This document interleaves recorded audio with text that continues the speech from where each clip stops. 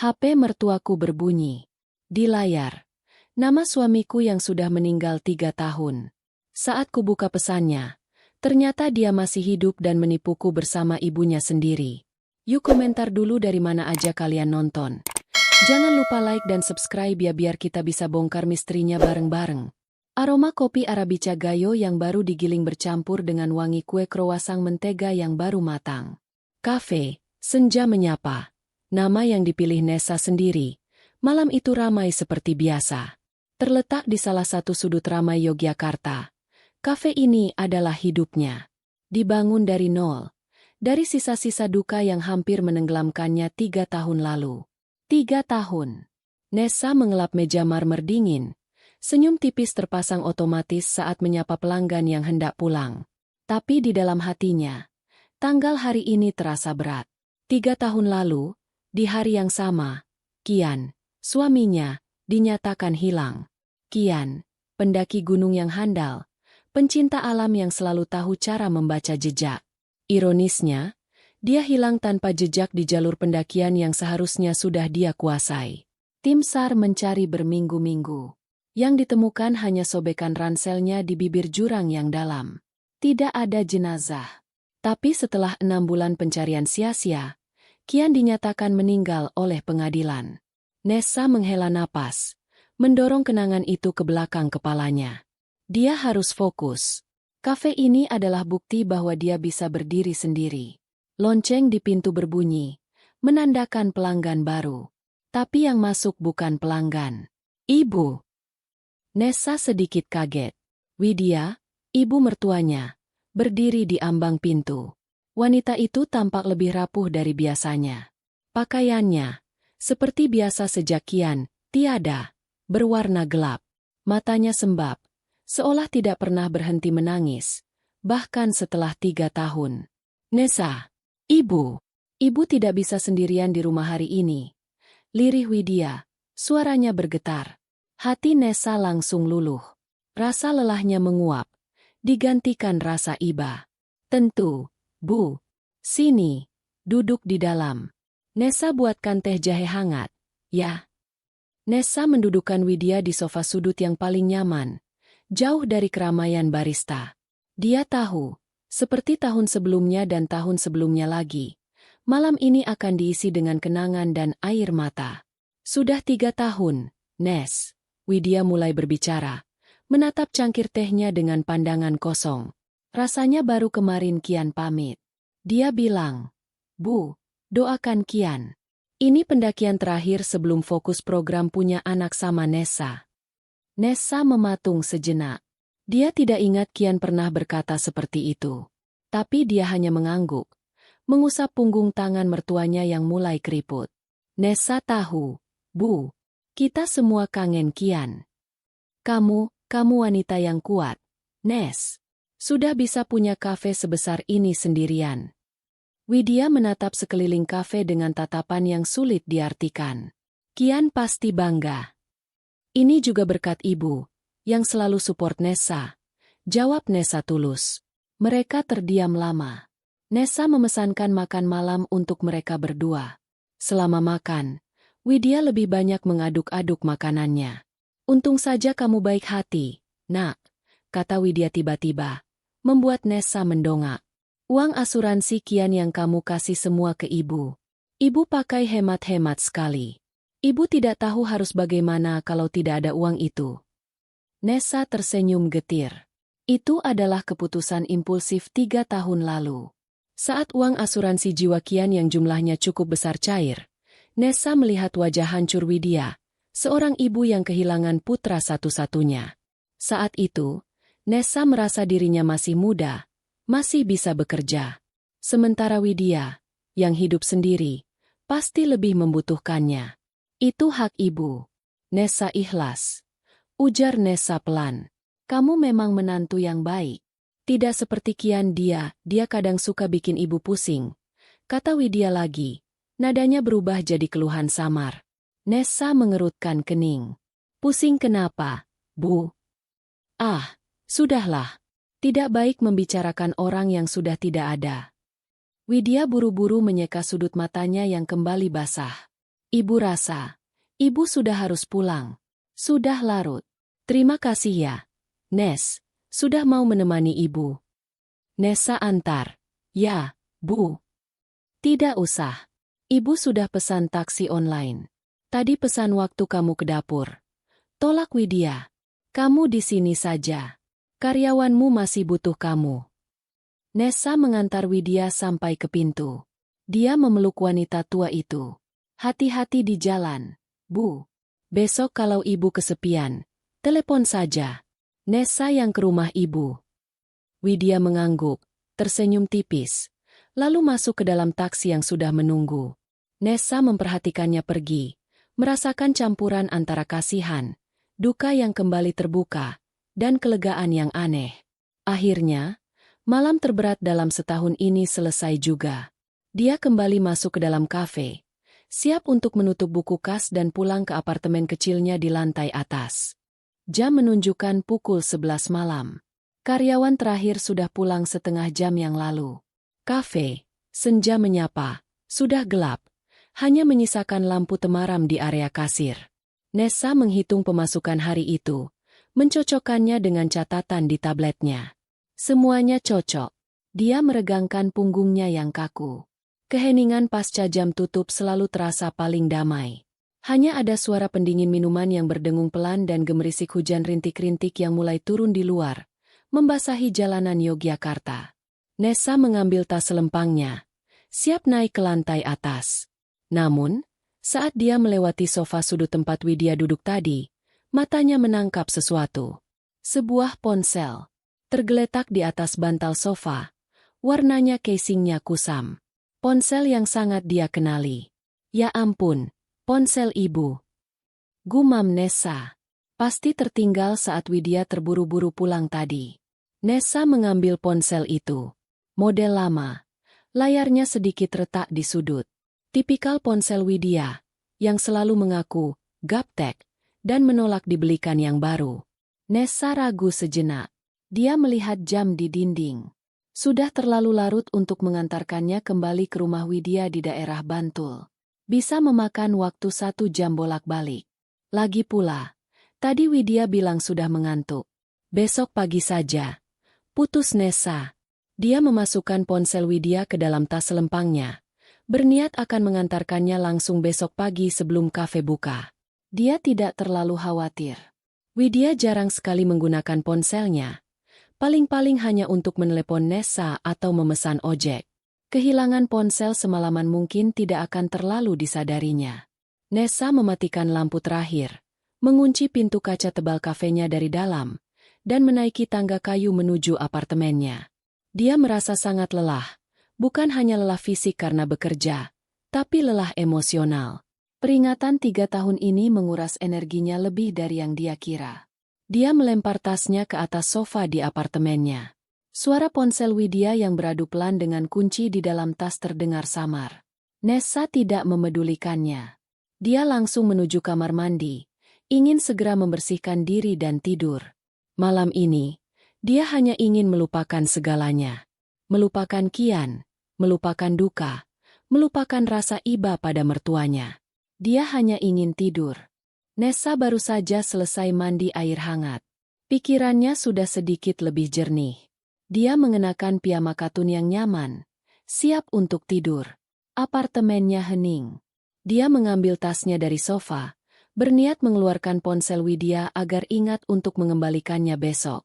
Dia baru saja meletakkan ponsel itu di atas meja nakas di samping tempat tidurnya, ketika benda itu tiba-tiba bergetar hebat.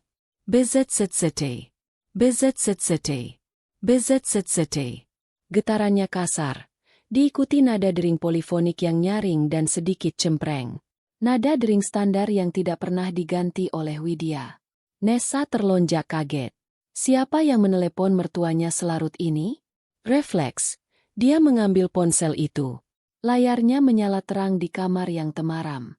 Dan saat itulah, jantung Nessa serasa berhenti berdetak. Di layar, sebuah nama kontak muncul. Nama yang tidak mungkin ada. Kian. Di bawah nama itu, ada foto. Foto yang sangat Nessa kenali. Foto Kian yang diambilnya sendiri di pantai Parangtritis. seminggu sebelum pendakian maut itu. Kian sedang tersenyum lebar ke arah kamera. Rambutnya yang ikal tertiup angin laut. Latar belakangnya matahari terbenam yang jingga. Nafasa Nessa tercekat di tenggorokan. Tidak mungkin. Ini tidak mungkin. Ruangan itu mendadak terasa sangat dingin. Suara nada dering yang cempreng itu terdengar seperti jeritan di telinganya. Pikirannya kacau. Siapa ini? Siapa yang memakai nama Kian? Kenapa ibu mertuanya menyimpan nomor seseorang dengan nama Kian? Lengkap dengan foto suaminya yang sudah meninggal? Mungkin ini kerabat jauh yang namanya sama? Tapi foto itu spesifik. Foto itu hanya dimiliki olehnya, dan oleh Kian di ponselnya yang lama, ponsel yang ikut hilang bersamanya di gunung. Tangan Nessa gemetar hebat. Dia tidak tahu harus berbuat apa. Menjawab? Mematikan? Dia hanya bisa mematung, menatap layar itu dengan ngeri. Nama, Kian, dan fotonya yang tersenyum seolah mengejeknya dari alam baka. Lalu, setelah berdering selama hampir 1 menit penuh, panggilan itu berhenti. Layar kembali gelap. Keheningan di kamar itu terasa 1000 kali lebih menakutkan daripada nada dering tadi. Nessa masih memegang ponsel itu erat-erat. Jantungnya berdebar begitu kencang hingga terasa sakit di dadanya. Dia menatap tangannya sendiri, memastikan dia tidak sedang bermimpi. Dia nyata. Ponsel ini nyata. Panggilan tadi nyata. Kian. Nessa terduduk di tepi tempat tidur. Ponsel Widya masih ada di genggamannya yang basah oleh keringat dingin. Dia menatap benda mati itu seolah itu adalah bom waktu. Pikiran-pikiran liar berlarian di kepalanya. Apakah ini lelucon yang kejam? Apakah ada yang meretas ponsel ibu? Tapi Widya terlalu gaptek untuk bisa diretas. Atau, apakah Widya, dalam kesedihannya yang mendalam, menyimpan nomornya sendiri atau nomor layanan apapun dengan nama Kian, hanya untuk merasa putranya masih ada? Itu mungkin saja. Orang yang berduka kadang melakukan hal-hal yang tidak rasional. Nessa berusaha menenangkan dirinya. Dia menarik napas dalam-dalam, mencoba mencari penjelasan logis. Lalu, ting! Sebuah suara notifikasi pesan singkat terdengar dari ponsel itu. Layar kembali menyala. Sebuah preview pesan muncul di layar kunci. Kian. 1 pesan baru. Nessa menelan ludah. Rasa dingin yang tadi menjalar di punggungnya kini berubah menjadi rasa ingin tahu yang menakutkan. Ini bukan sekadar panggilan iseng. Ada pesan. Dilema besar berkecamuk di hatinya. Di satu sisi, ini adalah ponsel mertuanya. Membukanya adalah pelanggaran privasi total.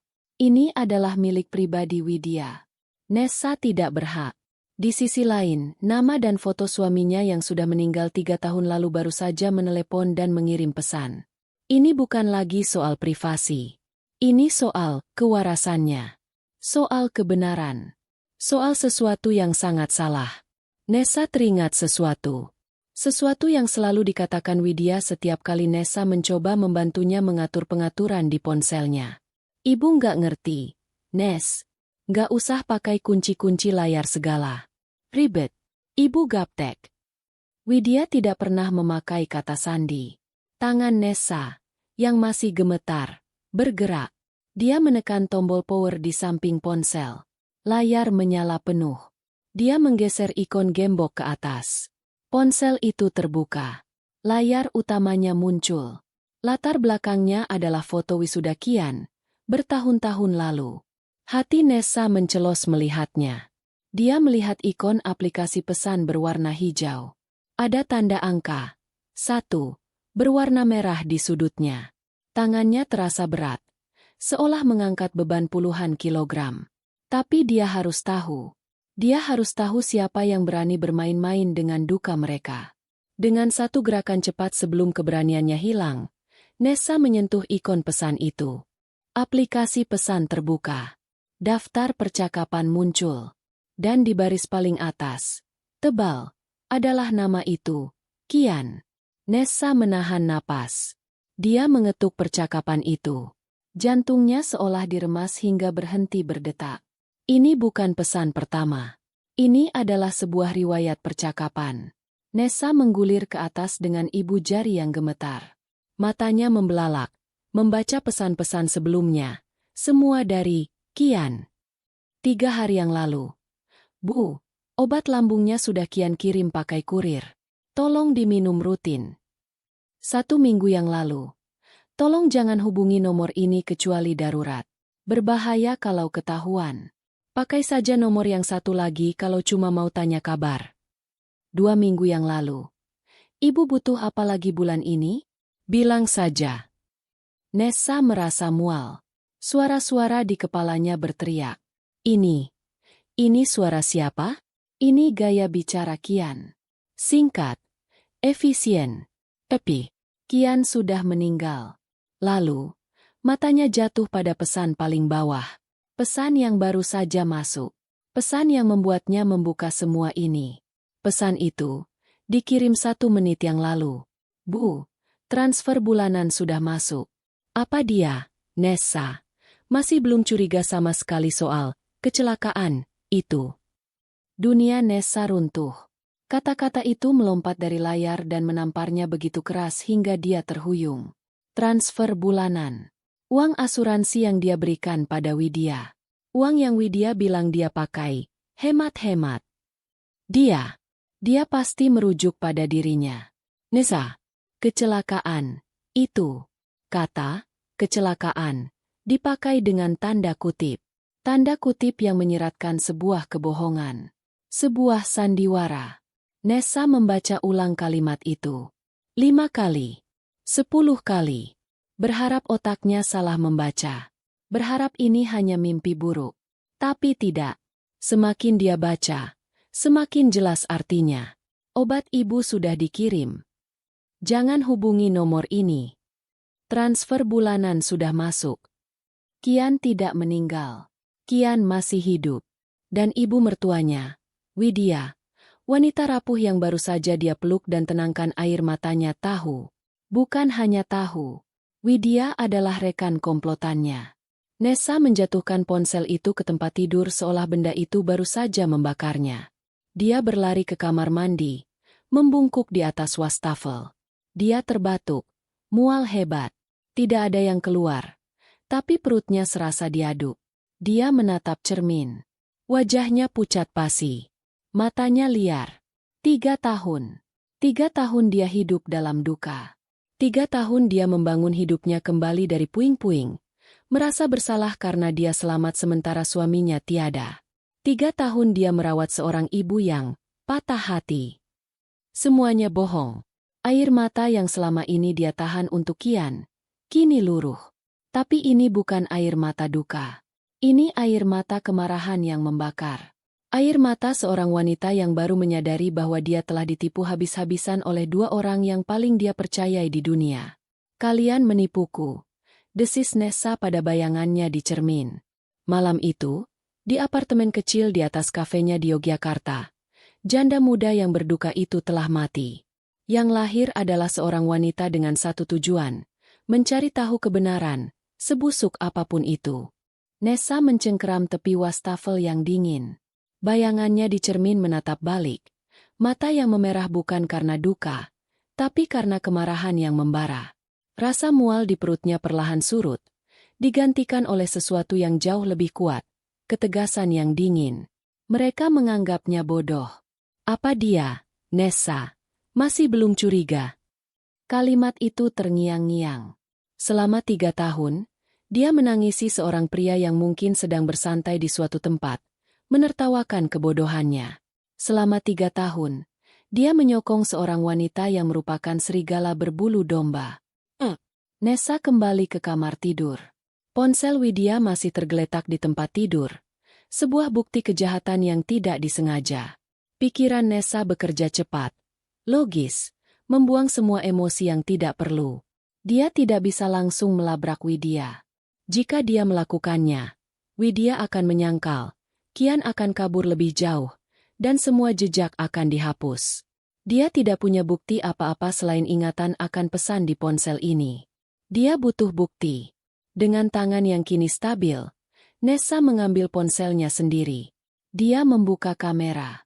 Lalu, Dia kembali mengambil ponsel Widya. Pertama, dia membuka riwayat panggilan. Dia memotret dengan jelas panggilan masuk dari Kian tadi malam, lengkap dengan jam dan tanggal.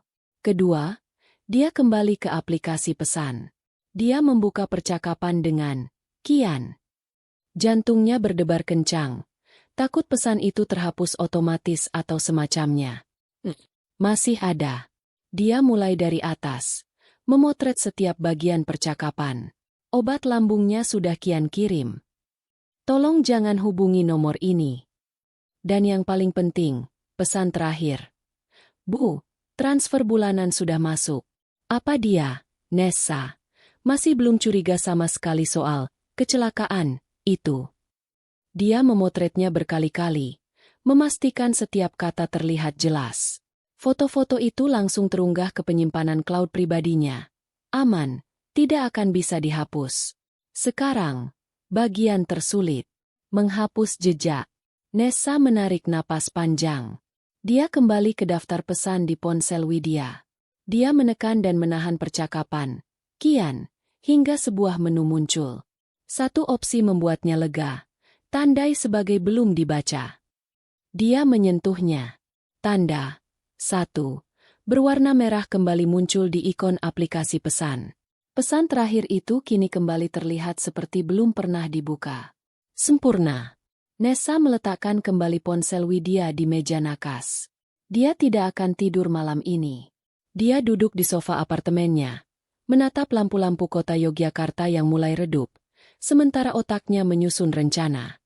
Foto-foto di ponselnya adalah senjata pertamanya. Dia akan memainkan peran yang mereka ciptakan untuknya. Peran Nessa yang tidak curiga. Dia akan menjadi menantu yang baik hati, yang sedikit pelupa, yang akan mengembalikan ponsel ini besok pagi. Dan dia akan mengamati. Pukul 7 pagi. Nessa sudah mandi dan berpakaian rapi, seolah dia tidur nyenyak semalaman. Padahal, matanya terasa panas karena tidak terpejam sedetik pun. Dia memasukkan ponsel Widya ke dalam tasnya, menuruni tangga, dan menyalakan mobilnya. Perjalanan ke rumah Widya di Bantul terasa berbeda. Jalanan yang biasa dia lewati dengan rasa iba, kini terasa seperti perjalanan menuju sarang musuh.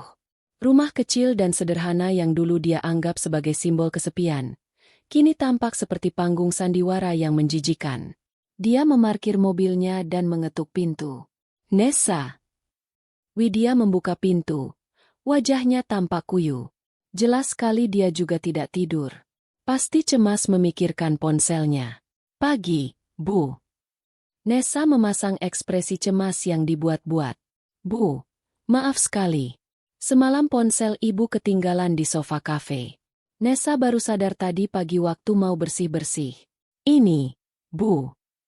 Nessa menyerahkan ponsel itu. Reaksi Widya persis seperti yang Nessa duga. Mata wanita itu tidak tertuju pada Nessa, tapi langsung terpaku pada ponsel di tangannya. Ada kelegaan luar biasa yang sekilas tampak, namun segera ditutupinya dengan ekspresi kesal yang dibuat-buat. Ya ampun, Nak, ibu kira hilang di mana? Widya memegang ponsel itu erat-erat, hampir seperti mencakarnya. Ibu cari-cari dari tadi malam. Ibu ini memang sudah tua, pelupa. Ibu nggak apa-apa, kan? Nggak ada yang telepon penting, kan? Tanya Nessa, dengan nada polos. Ini adalah ujiannya. Ah, siapa juga yang mau telepon ibu? Widya tertawa, tapi suaranya kering dan gugup. Dia menghindari tatapan Nessa, sibuk membolak-balik ponsel di tangannya. Paling-paling grup pengajian saja. Ya sudah. Makasih ya, Nes. Kamu mau mampir dulu? Ibu buatkan teh. Boleh, Bu. Jawab Nessa, mengejutkan Widya. Nessa perlu konfirmasi terakhir. Widya tampak sedikit panik karena Nessa menerima tawarannya. Tapi dia tidak bisa menolak. Ya sudah, ayo. Duduk dulu. Ibu ke dapur sebentar. Nessa duduk di ruang tamu yang penuh dengan foto-foto Kian. Dia melihat ke arah dapur, di mana Widya meletakkan ponselnya di meja makan. Pura-pura membelakangi Nessa, Widya dengan cepat menyalakan layar ponselnya. Nessa bisa melihat bayangannya dari kaca jendela yang memantul. Nessa melihat dengan jelas.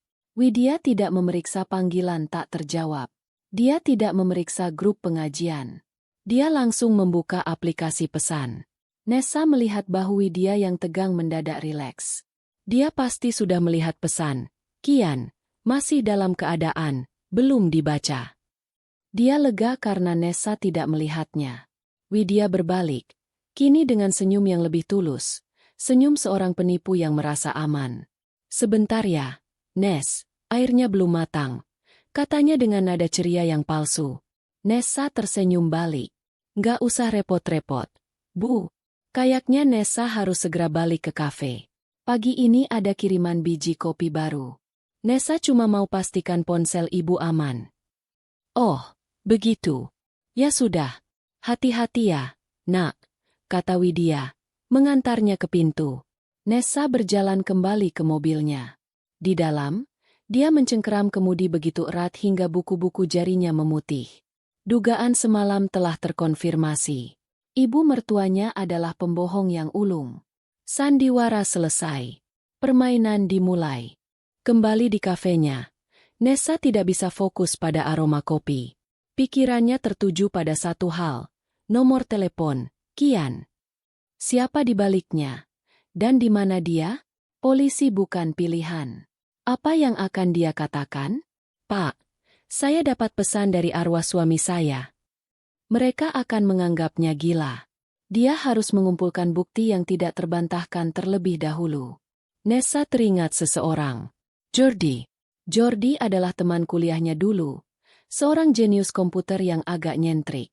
Sekarang dia punya perusahaan keamanan siber kecil di daerah Seturan. Mereka tidak sering bertemu, tapi hubungan mereka baik. Siang itu, saat kafe sedang ramai, Nessa menyelinap keluar. Dia bilang pada karyawannya bahwa dia harus ke bank. Kantor Jordi kecil, penuh dengan server yang berdengung dan tumpukan perangkat keras. Jordi menyambutnya dengan kaget. Nessa? Tumben. Ada masalah sama sistem kasir kafe lo. Bukan, Jor. Aku butuh bantuan. Bantuan besar. Dan ini harus rahasia. Kata Nessa, langsung ke intinya. Jordi melihat keseriusan di mata Nessa. Oke, duduk. Cerita. Nessa sudah menyiapkan ceritanya. Dia tidak bisa bilang suaminya masih hidup. Jor, aku curiga ibu mertuaku lagi ditipu. Ada orang yang pura-pura jadi Kian. Pakai nama dia, buat memeras uang dari ibu. Ini adalah kebohongan yang paling mendekati kebenaran. Sialan. Orang sejahat itu. Desis Jordi. Apa yang bisa gue bantu? Nessa mengeluarkan ponselnya dan membuka galeri foto. Dia menunjukkan foto nomor telepon. Kian. Ini nomor si penipu. Bisa nggak kamu cari tahu siapa pemiliknya? Atau paling tidak, dia ada di mana? Jordi menatap nomor itu, lalu mengetiknya di komputernya. Melacak nomor begini, ini di area abu-abu. Nes. Secara hukum. Aku tahu, Jor. Tapi ini satu-satunya cara. Ibu mertuaku sudah kehilangan banyak uang. Aku harus menghentikan orang ini. Potong Nessa. Suaranya mantap. Jordi menatapnya lama. Gue nggak janji. Tapi gue coba. Gue butuh waktu. Mungkin 1 atau 2 hari. Nomor ini prepaid, kan? Bakal susah. Tapi gue coba lacak sinyal terakhirnya. 2 hari berikutnya adalah neraka bagi Nessa. Dia harus tersenyum pada pelanggan, mengatur jadwal karyawan, dan berpura-pura hidupnya normal. Dia bahkan menelepon Widya, menanyakan kabarnya, sekadar untuk menjaga sandiwara. Widya terdengar ceria, mengatakan, obat lambungnya sudah sampai dan dia merasa lebih baik. Nessa hampir muntah mendengarnya. Di hari ketiga, ponsel Nessa bergetar. Pesan dari Jordi. Bisa ke kantor gue? Sekarang.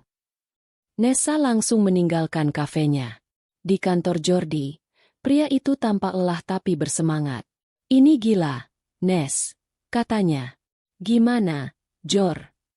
Oke, pertama, Data registrasi nomor itu palsu. KTP acak. Nama palsu. Nggak bisa dilacak dari situ. Jordi memulai. Jantung Nessa mencelos. Tapi, lanjut Jordi. Gue lacak aktivitasnya. Sinyalnya. Panggilan dan pesan terakhir. Yang lo bilang dari si penipu itu. Datang dari lokasi yang sangat spesifik. Gue cek log menara BTS-nya selama sebulan terakhir. Nomor ini sering banget aktif di satu area. Di mana? Desak Nessa. Jordi memutar monitornya. Sebuah peta digital muncul. Bukan di Yogyakarta. Bahkan bukan di Jawa. Jordi memperbesar peta itu. Sinyal terkuatnya konsisten dari sini. Area Senggigi, di Lombok, dan bukan di pemukiman padat. Sinyalnya memantul dari menara yang mencakup area vila-vila mewah di pinggir pantai. Lombok. Napas Nessa tercekat. Dia ingat sekarang. Bertahun-tahun lalu, sebelum mereka menikah, Kian pernah bercanda. Kalau aku kaya raya, aku nggak mau tinggal di Yogyakarta. Aku mau beli villa di Lombok. Tiap hari lihat matahari terbenam. Itu bukan candaan. Itu adalah rencana. Lombok. Nama tempat itu kini terpatri di otaknya. Nessa berterima kasih pada Jordi. Memintanya merahasiakan ini apapun yang terjadi. Jordi setuju. Meski dia terlihat bingung kenapa seorang penipu kelas 3 beroperasi dari villa mewah di Lombok. Nessa pulang ke apartemennya malam itu. Tapi dia tidak tidur. Dia menuju ruang kerjanya yang kecil, tempat dia menyimpan semua dokumen lama. Dia mengeluarkan sebuah kotak berdebu berlabel, dokumen Kian. Membukanya terasa seperti membuka peti mati. Bertahun-tahun dia menghindari kotak ini. Sekarang, dia membongkarnya dengan brutal. Laporan bank, polis asuransi, akta jual beli. Dia mencari dokumen bank Kian dari 3 tahun lalu. Tepat sebelum dia meninggal. Nessa duduk di lantai, menyebarkan kertas-kertas itu di sekelilingnya. Matanya menelusuri angka-angka. Dan dia menemukannya. Seminggu sebelum pendakian, Kian mencairkan semua reksadana mereka. 2 hari kemudian, dia menjual semua depositonya. 3 hari sebelum berangkat, ada transfer besar dari rekening pribadinya. Kemana? Ke rekening atas nama sebuah PT, Cakrawala Bahari Investama. Nama yang sangat asing. Nessa mencari nama PT itu di internet. Hasilnya nol. Perusahaan cangkang. Perusahaan bodong. Lalu, dia melihat catatan penjualan motor. Kian bilang motor gedenya dititipkan ke temannya di Bandung. Bohong. Di sini ada kwitansi penjualannya. Tertanggal seminggu sebelum dia hilang. Kian telah melikuidasi, mengosongkan, dan membersihkan semua aset mereka. Dia mengumpulkan uang tunai dalam jumlah sangat besar, memindahkannya ke rekening palsu, lalu dia menghilang. Dia tidak hanya memalsukan kematiannya. Dia telah merampok Nessa bahkan sebelum dia pergi. Nessa merasa dingin. Pria yang dia nikahi, pria yang dia tangisi, adalah seorang pencuri licik. Nessa mengambil dokumen terakhir dari kotak itu. Polis asuransi jiwa. Dia sudah tahu isinya. Tapi dia perlu melihatnya lagi. Dia membukanya. Jumlah pertanggungannya sangat besar. Cukup untuk membeli 3 kafe seperti miliknya. Penerima manfaat. Nessa, istri, 60%. Widya, ibu, 40%. Nessa terduduk lemas.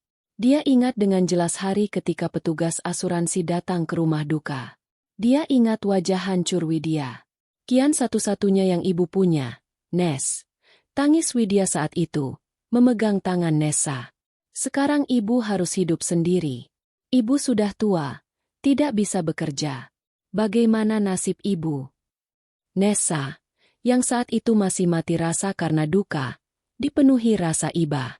Dia melihat Widya sebagai korban, sama seperti dirinya. Tanpa berpikir panjang, di depan notaris, Nessa menandatangani surat. Dia menyerahkan seluruh bagiannya, 60% uang asuransi itu, kepada Widya. Dia hanya menyisakan sedikit untuk modal awal, yang kemudian dia putar untuk membangun kafe. Saat itu, dia merasa telah melakukan hal yang benar, hal yang mulia. Sekarang, kebenaran menghantamnya. Uang 60% miliknya itu masuk ke rekening Widya. Dan dari rekening Widya, uang itu dikirim setiap bulan. Transfer bulanan kepada Kian. Skemanya kini terlihat jelas. Begitu terang benderang hingga menyilaukan. Kian kabur membawa semua aset tunai mereka. Kian mati. Asuransi cair. Nessa, si bodoh yang baik hati, memberikan bagian warisannya kepada Widya, si komplotan. Kian dan Widya sekarang hidup mewah di Lombok, menggunakan uang asuransi kematian Kian sendiri, yang dibayar oleh Nessa.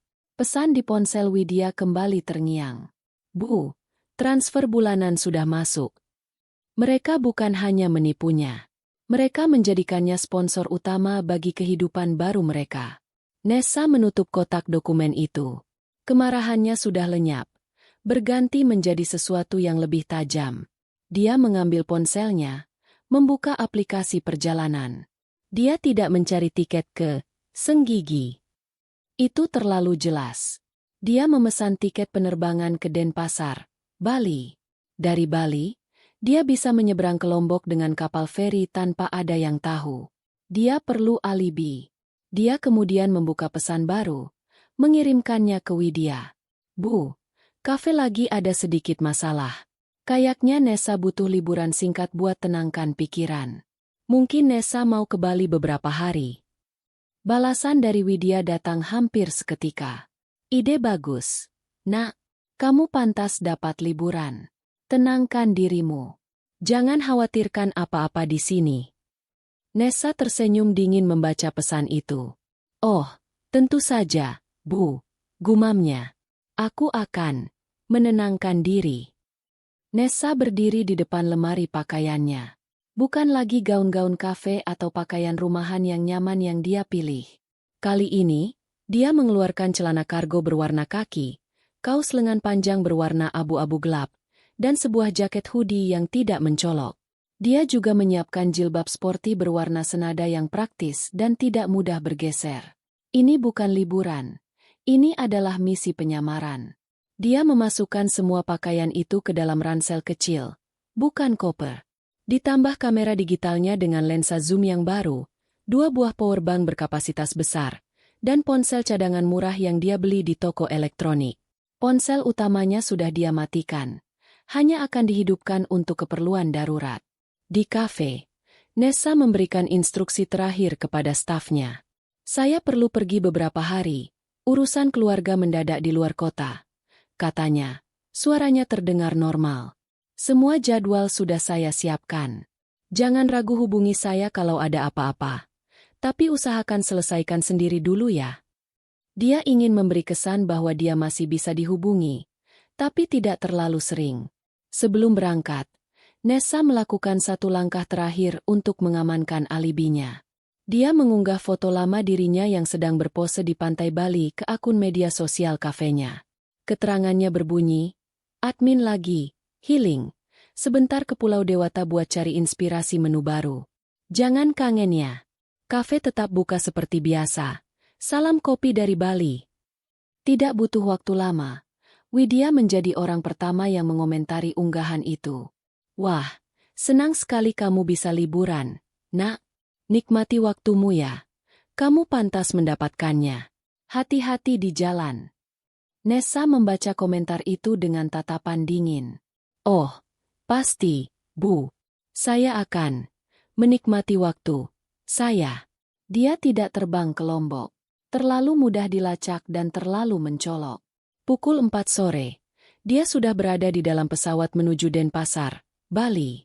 Perjalanan sekitar 1 jam terasa sangat panjang. Begitu mendarat di Bandara Ngurah Rai, Nessa langsung mencari taksi online.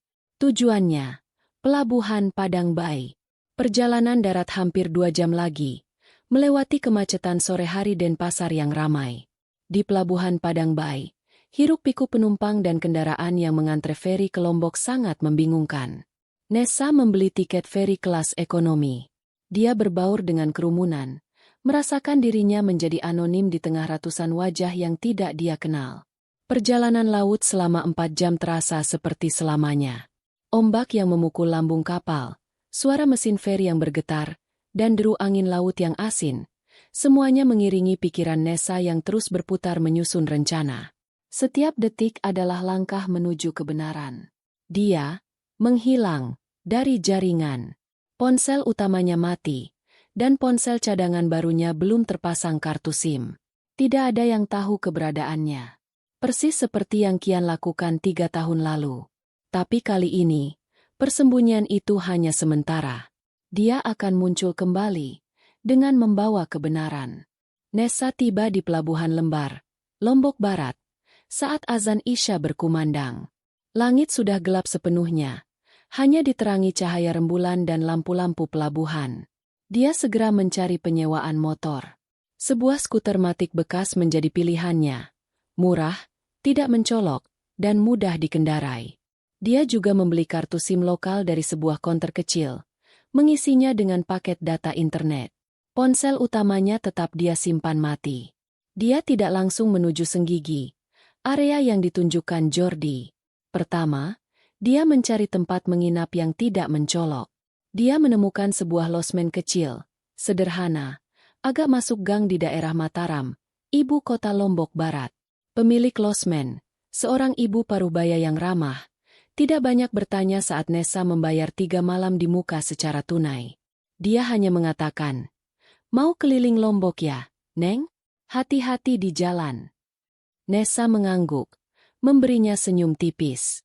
Setelah meletakkan ranselnya di kamar losmen yang pengap namun bersih, Nessa tidak beristirahat. Dia mengambil ponsel cadangan dan skuter matiknya. Kali ini, tujuannya langsung ke utara, ke area Senggigi, mengikuti petunjuk peta digital dari sinyal yang diberikan Jordi. Perjalanan malam terasa berbeda. Jalanan berkelok mengikuti garis pantai. Di satu sisi laut gelap membentang, di sisi lain tebing dan hutan kecil. Nessa berkendara dengan hati-hati. Pandangannya awas mengamati sekitar. Dia akhirnya tiba di area yang Jordi maksud. Itu adalah sebuah kompleks villa pribadi yang sangat mewah, tersembunyi di balik gerbang batu besar dengan tulisan, "Kawasan hunian pribadi, tamu harap lapor dulu." Gerbang itu dijaga ketat oleh 2 petugas keamanan. Lampu-lampu taman yang elegan menerangi jalan masuk yang bersih. Nessa melambatkan skuternya, berpura-pura seperti pengemudi yang tersesat atau warga lokal yang sedang lewat. Dia melaju perlahan melewati gerbang itu, mencoba melihat ke dalam, namun pandangannya terhalang pagar tinggi dan pepohonan rimbun. Dia memutar balik, mencari jalan lain. Dia menyadari ada jalan kecil yang menanjak di sisi bukit di belakang kompleks villa itu. Sebuah jalan setapak berpasir yang tampaknya sering dilewati penduduk lokal. Dengan sedikit usaha, Nessa menaiki jalan itu dengan skuternya. Dari atas bukit itu, pandangannya jauh lebih baik. Dia bisa melihat sebagian besar atap villa-villa mewah di bawah, lengkap dengan kolam renang pribadi dan taman-taman yang tertata apik. Di ujung jalan setapak, ada sebuah warung kopi kecil dengan beberapa bangku dan meja sederhana. Warung itu sudah terlihat akan tutup, tapi masih ada beberapa pelanggan yang bersantai. "Mbak, mau pesan apa?" "Sudah mau tutup," sapa seorang bapak pemilik warung, ramah. "Oh, ya? Saya pesan kopi hitam saja, Pak," jawab Nessa. "Boleh saya duduk sebentar? Menikmati pemandangan malam dari sini." "Silakan, Neng. Duduk saja," kata bapak itu. Nessa duduk di bangku paling ujung, di mana dia bisa melihat ke bawah kompleks villa. Dia memetakan lokasi setiap villa dalam pikirannya. Ada sekitar 10-12 villa di sana. Yang mana yang ditinggali Kian? Dia tidak tahu. Tapi dia tahu. Ini adalah titik pengintaiannya. Dia akan kembali besok pagi. Pagi pertama pengintaian terasa seperti neraka. Nessa sudah tiba di warung itu sebelum pukul 7 pagi, memesan kopi dan nasi bungkus. Dia memilih meja sudut yang paling strategis, di mana pandangannya tidak terhalang ke arah kompleks villa di bawah. Dia berpura-pura membaca buku, sesekali menyeruput kopinya, tapi matanya selalu tertuju pada lensa kameranya yang tersembunyi di dalam tas, siap diangkat kapan saja. Dia mengamati gerbang utama villa dari kejauhan. Beberapa mobil mewah keluar masuk. Mobil pengantar bahan makanan. Beberapa pekerja kebersihan yang mengenakan seragam. Turis asing yang baru tiba atau akan pulang. Tapi tidak ada satupun yang mirip Qian. Waktu berlalu sangat lambat. Jam 8, jam 9, jam 10. Mata Nessa mulai terasa perih. Rasa frustrasi mulai merayapinya. Bagaimana jika Qian sudah pindah? Bagaimana jika Jordi salah melacak? Atau bagaimana jika Qian memang hanya datang ke Lombok sesekali? Tidak menetap? Dia memaksa dirinya untuk sabar. Dia ingat pesan di ponsel Widya. Mereka merasa aman. Orang yang merasa aman cenderung ceroboh. Dia hanya perlu menunggu, mengamati setiap detail. Hari kedua, cuaca sangat panas dan lembab. Nessa menghabiskan berjam-jam di warung itu, memesan es teh demi es teh untuk mengusir dahaga. Dia melihat seorang pria bule tua berjalan-jalan dengan anjingnya. Dia melihat sebuah keluarga, jelas turis, masuk dengan mobil sewaan. Bahkan dia sempat melihat seorang selebgram lokal yang sedang membuat video endorsement di salah satu villa. Tapi tidak ada Qian. Tidak ada petunjuk. Nessa kembali ke losmen di Mataram dengan perasaan putus asa yang mendalam. Keraguan mulai menggerogoti tekadnya. Apakah dia sudah gila? Apakah dia mengejar hantu? Dia mengeluarkan ponsel cadangannya, membuka galeri foto yang berisi bukti-bukti pesan dari ponsel Widya. Apa dia, Nessa, masih belum curiga sama sekali soal kecelakaan itu? Kalimat itu, lagi dan lagi, membakar kembali amarahnya. Ini bukan hantu. Ini nyata. Kebohongan itu nyata. Qian ada di pulau ini. Dia harus ada di sini. 1 hari lagi, desis Nessa pada dirinya sendiri di kamar losmen yang pengap itu. Besok adalah hari terakhir. Aku harus menemukannya. Tekadnya kembali mengeras, sekuat baja. Hari ketiga. Nessa kembali ke posisinya di warung dengan tekad baja. Ini adalah kesempatan terakhirnya. Dia tidak akan pergi sampai dia mendapatkan sesuatu, atau sampai dia yakin Qian memang tidak ada. Pagi berlalu dengan keheningan yang menyiksa. Jam 9 pagi. Jam 10. Jam 11. Perut Nessa mulai keroncongan, tapi dia mengabaikannya. Matanya fokus. Jari-jarinya siap di tombol shutter kameranya. Tepat pukul 11:30 siang, sebuah pemandangan menarik perhatiannya. Dari salah satu villa di ujung kompleks, yang paling tersembunyi dan dikelilingi taman rimbun, villa nomor 11, sebuah mobil golf listrik berwarna putih perlahan keluar. Mobil itu melaju santai menuju gerbang utama. Nessa, yang matanya sudah terlatih mengamati, langsung menegakkan tubuh. Jantungnya berdebar kencang. Dia mengangkat kameranya secara perlahan, mengarahkan lensa zoomnya ke mobil golf itu. Dan kemudian, pandangannya menangkap sosok di kursi pengemudi. Napas Nessa tercekat. Seketika, semua suara di sekitarnya menghilang. Dunia seolah berhenti berputar. Itu Qian. Dia lebih gemuk sedikit dibanding 3 tahun lalu. Kulitnya jauh lebih gelap, terbakar matahari tropis, memberi kesan dia sudah lama hidup di sini. Rambut ikalnya yang dulu dibiarkan gondrong ala pendaki, kini dipotong rapi dan disisir ke belakang, memberi kesan rapi dan terawat. Dia mengenakan kemeja linen putih dan celana pendek krem, pakaian santai orang kaya. Kacamata hitam mahal bertengger di hidungnya. Tapi Nessa bisa melihat jelas senyum lebar di wajahnya. Dia tampak santai. Dia tampak sehat. Dia tampak bahagia. Ini bukan hantu. Ini bukan penipu. Ini adalah Qian. Suaminya yang sudah mati. Nessa tidak bisa bernapas. Rasanya seperti ada tangan raksasa yang meremas dadanya, membuatnya sesak. Dia menatap pria itu, pria yang dia tangisi kematiannya. Pria yang hidupnya dia dedikasikan untuk move on. Pria itu kini hidup di sini.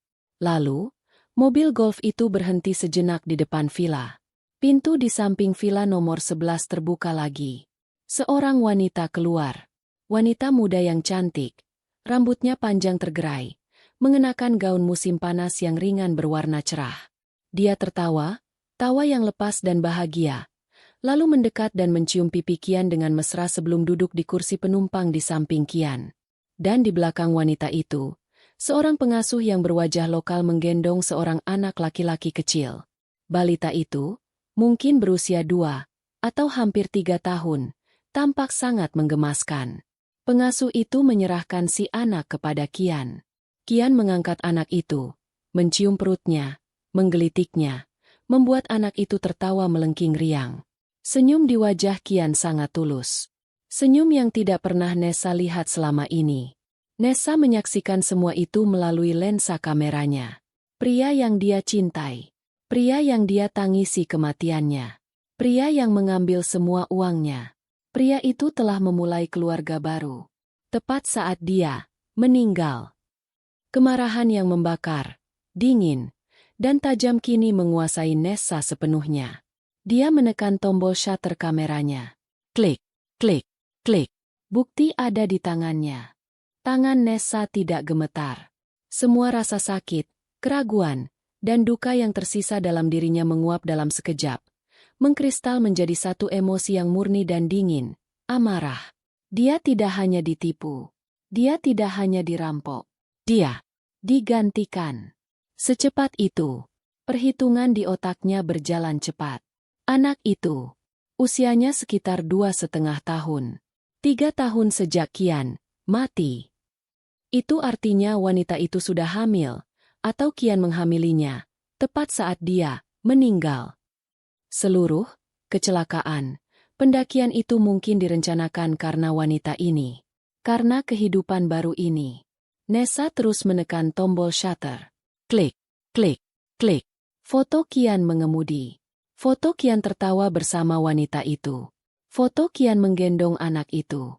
Wajah mereka terlihat jelas. Lalu, dia mengganti mode kameranya ke video. Dia merekam mobil golf itu melaju santai melewati gerbang keamanan. Penjaga gerbang itu bahkan memberi hormat pada Qian, lalu berhenti di sebuah restoran mewah yang menempel di luar kompleks villa. Dia merekam mereka turun. Dia memperbesar zoom semaksimal mungkin. Dia bisa mendengar suara Qian, meski samar, terbawa angin. Kita pesan meja di teras saja. Udaranya enak. Suara yang sama. Suara yang dulu membisikkan kata cinta padanya. Suara yang sama yang berpamitan untuk mendaki gunung. Nessa berhenti merekam.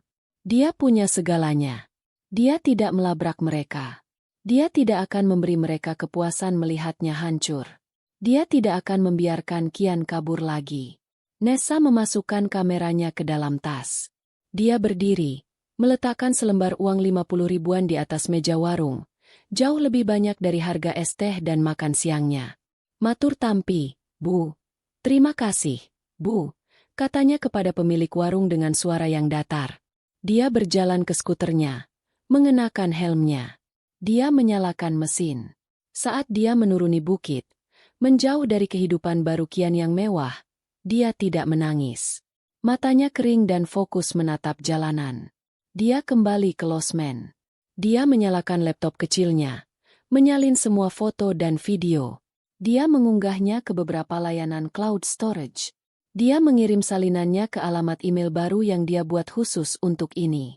Dia menghapus semua data dari kartu memori kameranya, lalu mematahkannya menjadi 2 dan membuangnya di tempat sampah yang berbeda. Dia berkemas. Dia mengendarai skuternya ke Bandara Internasional Lombok, mengembalikan motor sewaan. Dia membeli tiket penerbangan pertama yang tersedia untuk kembali ke Yogyakarta. Alibi Balinya sudah tidak penting. Perburuan sudah selesai. Sekarang, saatnya menjatuhkan hukuman. Nessa mendarat di Bandara Internasional Yogyakarta. Ia menjelang malam. Tubuhnya lelah luar biasa setelah perjalanan kilat yang menguras mental. Tapi pikirannya setajam silet. Di dalam taksi online menuju kafenya, dia tidak membuang waktu. Dia menyalakan kembali ponsel utamanya, yang sudah mati selama dia di Lombok. Ratusan notifikasi masuk, tapi dia mengabaikan semuanya. Dia membuka aplikasi pesan dan mengetik sebuah pesan untuk Widya. Dia harus terdengar normal. Terdengar seperti Nessa yang liburan di Bali. Bu, Nessa sudah di Yogya lagi. Liburannya Nessa pakai buat mikir. Kayaknya ada beberapa dokumen aset Kian yang dulu belum sempat kita urus. Nessa nggak ngerti. Mungkin ibu lebih paham. Ibu bisa ke kafe malam ini? Agak larut nggak apa-apa. Setelah kafe tutup.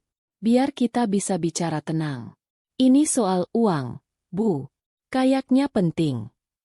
Itu adalah umpan yang sempurna. Kata, dokumen aset. Belum diurus. Dan, uang. Nessa tahu dia tidak akan bisa menolaknya. Gairah akan keserakahan yang selama ini tersembunyi di balik topeng duka pasti akan muncul. Benar saja, balasan datang dalam hitungan detik. Ya ampun, Nak, kamu sudah pulang? Tentu, Ibu bisa. Jam berapa? Ibu akan ke sana. Kamu istirahat dulu saja. Nessa tersenyum dingin. Jam 11 malam saja ya, Bu. Pas kafe sudah tutup. Biar sepi. Baik. Nak, Ibu datang. Nessa tiba di kafenya pukul 10 malam. Karyawannya sedang bersiap-siap tutup. Loh, Mbak Nessa? Katanya masih di Bali. Sapa barista kepercayaannya. Kaget. Ada perubahan rencana. Kalian pulang saja. Biar saya yang kunci malam ini. Kata Nessa, suaranya tenang. Setelah karyawan terakhir pergi dan pintu kaca dikunci. Kafe, senja menyapa, menjadi sunyi. Tapi ini bukan keheningan yang damai. Ini adalah keheningan sebelum badai. Nessa tidak menyalakan lampu utama. Dia hanya menyalakan lampu gantung temaram di atas satu meja di sudut. Meja yang sama tempat Widya duduk saat ponselnya tertinggal. Dia mengeluarkan laptop kecilnya dari tas, meletakkannya di atas meja. Dia membuka folder berisi foto dan video dari Lombok. Dia menyiapkan semuanya. Kemudian, dia meletakkan ponselnya di samping laptop, menyalakan aplikasi perekam suara, dan meletakkannya dengan layar menghadap ke bawah. Dia duduk dan menunggu. Pukul 11 kurang 5 menit. Sebuah taksi online berhenti di depan kafe. Sosok Widya yang familiar turun, merapikan jilbabnya, dan mengetuk pintu kaca. Nessa berjalan, membuka kuncinya. Malam, Bu. Maaf ya, malam-malam begini. Sapa Nessa, suaranya datar. Tidak apa-apa. Nak, ada apa? Kamu kelihatan capek sekali. Bagaimana Balinya? Widya masuk. Matanya langsung menatap sekeliling kafe yang remang-remang. Dia tampak sedikit gugup berada di tempat sepi. Balinya membuka mata, jawab Nessa, berjalan kembali ke meja. Silakan duduk, Bu. Widya duduk di hadapannya. Ekspresi wajahnya adalah campuran sempurna antara rasa ingin tahu dan kepedulian palsu. Jadi, dokumen apa yang kamu temukan, Nes? Apa ada peninggalan Kian yang lain? Nessa menatap lurus ke mata mertuanya. Waktu untuk berpura-pura sudah habis. Saya tidak ke Bali, Bu. Kata Nessa pelan. Widya membeku. Senyumnya sedikit goyah. Apa maksudmu, Nak? Saya ke Lombok. Seketika, semua warna di wajah Widya luntur. Dia pucat pasi. Tangannya yang berada di atas meja mulai gemetar. Lombok? Untuk apa kamu ke sana? Di sana kan? Di sana tempat Kian, kan? Potong Nessa. Suaranya masih pelan, tapi menusuk. Nessa, jaga bicaramu. Suara Widya tiba-tiba naik, berubah tajam. Topeng rapuhnya retak. Kian sudah meninggal. Ibu ini ibunya. Ibu tahu rasa sakitnya. Oh, ya? Apa ibu masih sakit waktu ibu terima pesan ini? Nessa tidak lagi menatap Widya. Dia menatap laptopnya. Dia memutar layarnya menghadap Widya. Di layar, terpampang dengan jelas foto layar ponsel Widya yang dia ambil malam itu. Foto pesan dari Kian. Apa dia, Nessa, masih belum curiga sama sekali soal kecelakaan itu? Widya terkesiap. Dia menatap layar itu dengan ngeri. Dia seperti melihat hantu. Dia tahu foto itu diambil dari ponselnya. Kamu lancang. Kamu membuka ponsel ibu. Pekik Widya. Suaranya bergetar hebat. Itu saja tanggapan ibu? Bukan. Kenapa Kian mengirim pesan itu? Nessa menekan tombol berikutnya di laptop. Sebuah foto baru muncul. Kian tersenyum. Di teras villa mewah. Foto berikutnya. Kian bersama wanita baru. Foto berikutnya. Kian menggendong seorang anak laki-laki. Dia terlihat sangat bahagia di Lombok, kata Nessa. Suaranya dingin membekukan. Anak laki-lakinya lucu. Usianya sekitar 2,5 tahun. Ibu sudah punya cucu baru. Selamat ya. Plah.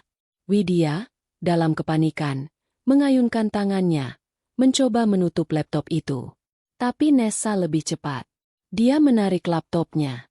Sudah cukup. Jerit Widya, kini berdiri. Wajahnya bukan lagi wajah sedih, tapi wajah penuh kebencian dan ketakutan. Kamu tidak tahu apa-apa. Kamu pikir kamu siapa? Menguntit kami. Kami. Ulang Nessa. Jadi, ibu mengaku. Kian melakukan itu semua untuk ibu. Untuk kami. Kamu tidak pernah benar-benar mencintainya. Mencintainya. Nessa tertawa. Tawa yang kering dan tanpa humor. Saya menangisinya selama 3 tahun. Saya memberikan semua uang asuransi saya, uang yang seharusnya jadi milik saya, kepada ibu. Dan apa yang ibu lakukan? Ibu mengirimkannya setiap bulan ke Lombok, agar dia bisa hidup mewah dengan keluarga barunya. Uang saya, Bu. Widya terdiam, terengah-engah. Dia tahu, dia sudah kalah. Dalam kepanikan total, Widya melakukan satu-satunya hal yang bisa dia lakukan. Dia merogoh tasnya, mengeluarkan ponselnya, ponsel yang sama yang memulai semua ini. Kamu akan menyesal, Nessa. Kamu akan menyesal. Desisnya, jari-jarinya yang gemetar panik mencari sebuah nomor. Mau menelepon Kian? Tanya Nessa, dengan tenang. Silakan. Saya juga ingin bicara dengannya. Widya menekan tombol panggil dan langsung mengaktifkan loudspeaker-nya. Angkat. Kian, angkat. Setelah beberapa detik yang menegangkan, panggilan itu terhubung. Halo, Bu? Ada apa malam? Dia tahu. Potong Widya. Suaranya histeris. Nessa tahu segalanya. Dia punya foto. Dia di sini, di kafe. Dia tahu soal Lombok. Dia tahu soal uangnya. Dia. Tenang, Bu. Suara Kian terdengar dari seberang. Suara yang sama yang pernah Nessa cintai. Kini penuh dengan kekagetan dan kemarahan. Kasih teleponnya ke dia. Widya mendorong ponsel itu ke seberang meja. Nessa menatapnya, lalu mengambil ponselnya sendiri, memastikan rekamannya masih berjalan. Halo, Kian. Sapa Nessa. Lama tidak bicara. Ada jeda hening. Lalu suara tawa rendah yang arogan. Nessa, kamu selalu pintar. Aku akui itu. Jadi, kamu sudah tahu. Lalu apa? Kamu mau apa? Uang. Uang? Uang itu milikku. Jawab Nessa. Dengar. Suara Kian berubah menjadi ancaman. Kamu tidak punya bukti apa-apa yang bisa dibawa ke polisi. Itu hanya foto. Kamu bisa dibilang gila. Stres karena ditinggal mati suami. Kalau kamu macam-macam, kalau kamu lapor polisi, aku akan pastikan hidupmu hancur. Aku punya koneksi di sini. Kamu pikir gampang memalsukan kematian? Kamu akan aku tuntut balik atas pencemaran nama baik. Paham? Nessa mendengarkan ancaman itu sampai selesai. Dia tersenyum. Senyum yang tulus. Untuk pertama kalinya malam itu. Ancaman yang bagus. Kian, katanya. Suaramu jelas sekali. Terima kasih. Apa maksudmu? Nessa tidak menjawab Kian. Dia mengangkat kepalanya, menatap ke arah pintu kaca kafe yang gelap. Semuanya sudah jelas. Pak, silakan masuk. Kata Nessa, suaranya bergema di kafe yang sunyi. Widya menoleh panik ke arah pintu. Matanya membelalak ngeri. Di luar, Dua mobil sedan berhenti. Pintu kaca kafe terbuka. Tapi yang masuk bukan hanya polisi. Yang masuk pertama adalah dua orang pria berjas rapi. Wajah mereka kaku dan serius. Di belakang mereka, barulah dua petugas polisi berseragam lengkap. Siapa mereka? Bisik Widya, mundur selangkah. Ibu Widya? Tanya salah satu pria berjas. Kami dari tim investigasi fraud, perusahaan asuransi Jaya Mandiri. Perusahaan tempat ibu dan Nona Nessa mengklaim polis atas nama Kian 3 tahun lalu. Widya membeku. Ini di luar skenarionya. Nessa, apa yang kamu lakukan? Desis Kian dari loudspeaker ponsel Widya. Dia mendengar semuanya. Aku? Kata Nessa, berdiri dari kursinya. Aku hanya warga negara yang baik. Aku menghubungi pihak asuransi dari bandara tadi. Aku bilang, aku menemukan bukti penipuan besar-besaran yang merugikan mereka miliaran rupiah. Dan aku punya tersangkanya di sini. Nessa menunjuk Widya. Ini Ibu Widya. Komplotan pertama. Yang menerima dan menyalurkan dana hasil penipuan. Lalu, dia mengangkat ponselnya sendiri, yang masih merekam. Dan ini, katanya kepada pria berjas itu. Rekaman pengakuan Kian barusan.